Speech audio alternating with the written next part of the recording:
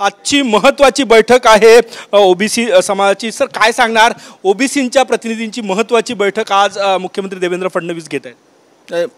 कसं आहे की आम्ही 10 ऑक्टोबरला मोर्चा ओबीसींचा नागपूरमध्ये आयोजित केला होता आणि ते सगळे सकल ओबीसी समाज त्यामध्ये पुढे आला होता आणि विविध सामाजिक संघटना या सगळ्यांनी 2 ऑक्टोबरचा JR हा मूळ ओबीसीवर घाव घालणार आहे, त्यांना नेस्तनाबूत करणार आहे, अशा प्रकारचा सगळ्यांचा एक त्या सगळ्या JRच्या संदर्भात मत झालं, एकमत झालं आणि अनेक तज्ज्ञांनी सुद्धा तीच भूमिका त्या ठिकाणी मांडली आणि म्हणून मोर्चा तो आयोजित केलेला होता आणि महाराष्ट्रामध्ये अनेक ठिकाणी ते मोर्चे आहेत।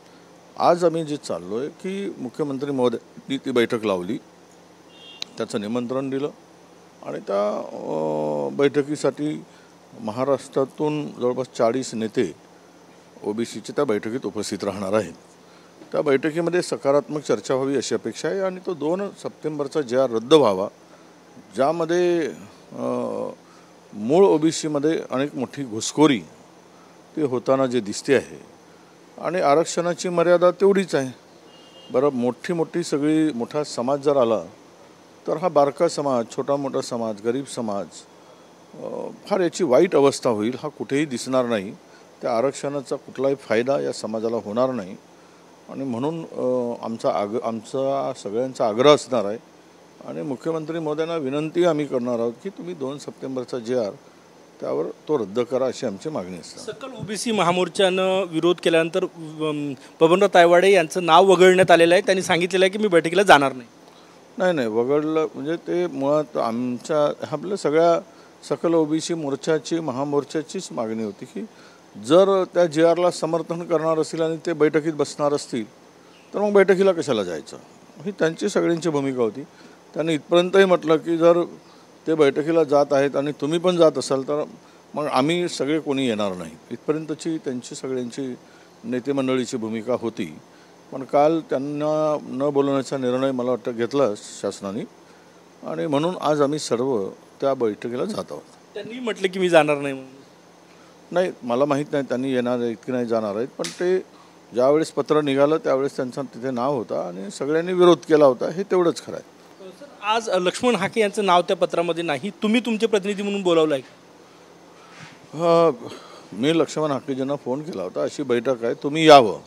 आता तो निर्णय त्यांचा आहे यायचं की नाही, पण वडेट्टीवार यांच्यासोबत आज भुजबळ दिसणार आहे बैठकीत? मला वाटतं सरकारचे प्रतिनिधीच आहेत, मंत्रिमंडळात आहेत ते आणि ओबीसीचे नेते पण आहेत ते, त्यामुळे ते बैठकीला उपस्थित असतील असं मला वाटतं। प्रमुख मागणी काय असणार आजच्या बैठकीत मुख्यमंत्र्यांसमोर तुमचीच मागणी? 2 सप्टेंबरचा जो JR आहे तो रद्द करावा अशी सगळ्यांची प्रमुख मागणी आहे।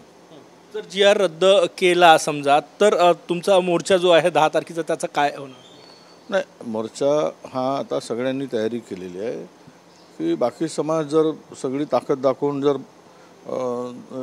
पूर्ण शक्ती प्रदर्शन करत असेल तर ओबीसी समाजसुद्धा हा एकवटला आहे आणि तो जर JR रद्द झाला तर आम्ही सगळ्यांना सांगू की मुख्यमंत्री महोदयांनी तो JR रद्द केलेला आहे आणि तो JR रद्द केल्यावर मुख्यमंत्र्यांचं आम्ही स्वागतही करू त्या मोर्चात। तुम्ही मुख्यमंत्र्यांचं स्वागत करणार? JR रद्द झाला तर स्वाभाविक 100% स्वागत करू आम्ही। जरांगे पाटील तिकडे लक्ष ठेवू नये, जर JR रद्द झाला तर तेही आंदोलनाच्या तयारीत आहे ना? ते आता मला जरांगे पाटलांचं काय विचारतात, त्यांनी तर आमचा सत्यानाशच केला आहे, पूर्णतः आम्हाला उद्ध्वस्तच केला आहे। आता काल धुळ्याची माहिती माझ्याकडे आली, 15च्या पूर्वी 38,000 दाखले कुणबी समाजाचे होते, आता 1,28,000 झालेत। याचा अर्थ समजून घ्या की आम्ही कुठे आहोत, आमची काय गती करतायत। आम्हाला मातीत घालायचं ठरवलंच आहे त्यांनी, तर मातीत घाला बाबा, आता काय करणार? आम्ही छोटे बारके समाज आहोत, आम्हाला मातीत घालून आम्हाला संपवायचं आहे आणि एक छत्री राज्य करायचं असेल तर सरकार आणि जरांगे पाटील ठरवतील। तुम्ही विरोध करणार? ओबीसीचे एवढे दिग्गज नेते आहात सगळे महाराष्ट्रात, विरोध करणार नाही? ओबीसीला मातीत जाऊ देणार? म्हणूनच तर आम्ही मोर्चा काढायचं ठरवलं आहे।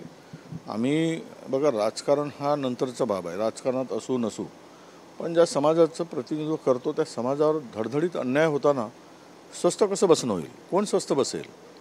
त्या राजकारणाच्या पदाच्या प्रतिष्ठेच्या पलीकडे जाऊन आम्हाला विचार करावा लागेल आणि म्हणून तो आम्ही विचार केलेला आहे. आज काय आशा आहे तुम्हाला जी आर रद्द होईल, काही दिलासा मिळेल? नक्कीच आम्हाला सकारात्मक आहे. मुख्यमंत्र्यांनी बोलवलं आहे, तर चर्चेमध्ये काय होतं यावर बऱ्याच गोष्टी अवलंबून आहेत. आपण बघू शकतो या ठिकाणी विजय वडेट्टीवार जी नागपुरातील निवासस्थानावरून निघालेले आहेत. त्यांच्यासोबत उमेश कोराम आणि इतर प्रतिनिधीसुद्धा ओबीसी सकल ओबीसी महामोर्चाचे या ठिकाणी आहे. आणि आजची जी महत्त्वाची बैठक आहे, कारण की 2 तारखेला काढलेला जी आर रद्द करावा ही प्रमुख मागणी या सगळ्या नेत्यांची आहे आणि त्यासाठीच विजय वडेट्टीवार यांच्यासह सकल ओबीसी महामोर्चाचे प्रतिनिधी मुंबईच्या दिशेनं निघालेले आहे. कॅमेरामॅन साईसह गजानन उमाटे, TV9 मराठी, नागपूर.